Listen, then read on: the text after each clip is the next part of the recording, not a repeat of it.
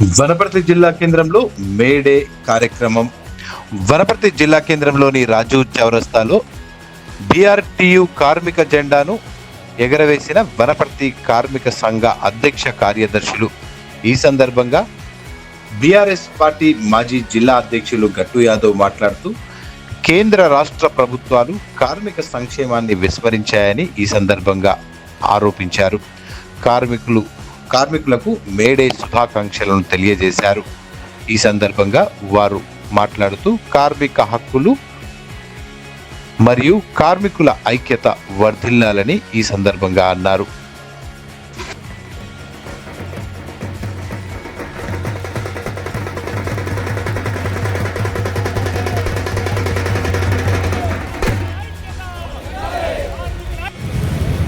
తర్వాత బస్టాండ్ హమాలీ సంఘం బాబు లక్ష్మణ్, బస్టాండ్ హమాలీ సంఘం.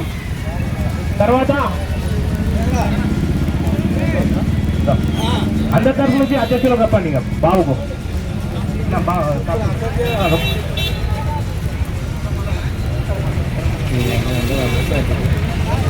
తర్వాత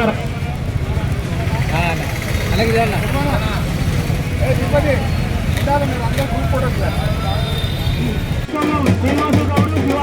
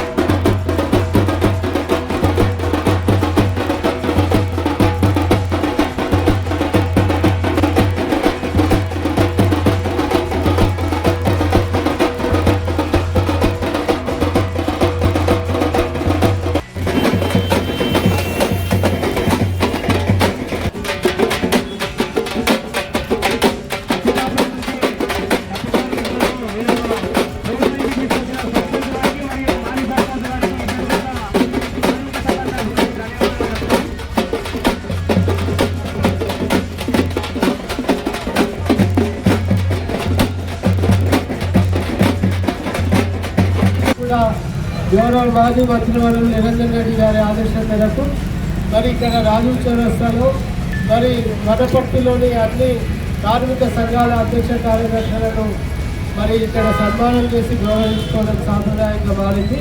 మరి మేమందరం కూడా ఇవాళ ఒకటే అడుగుతున్నాం.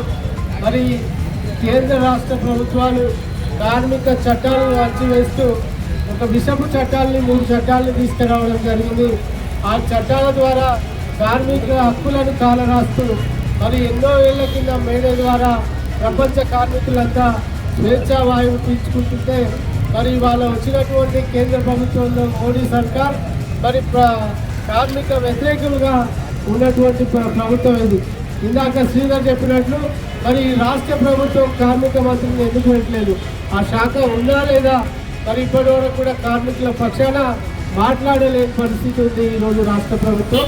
మరి దీంట్లో ఎన్నడైనా కూడా తెలంగాణ వచ్చినప్పటి నుంచి, తెలంగాణ ఉద్యమం నాటి నుంచి కూడా కార్మికుల పక్షాన పోరాడింది టీఆర్ఎస్బీ మాత్రమే.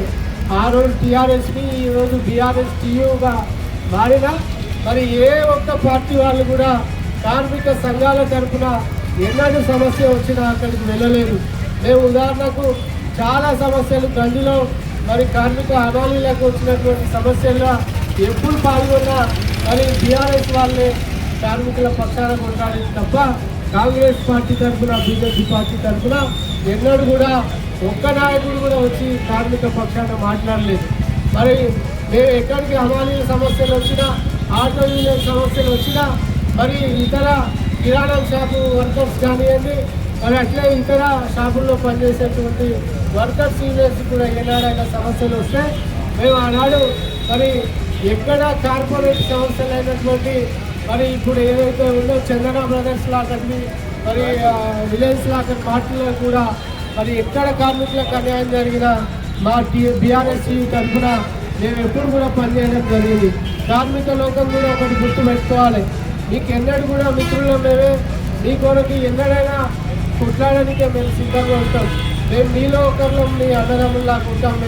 మీరు ఇతర పార్టీలను నమ్మి మోసపోయి వాళ్ళు చెప్పే మాయ మాటలు నమ్మొద్దండి.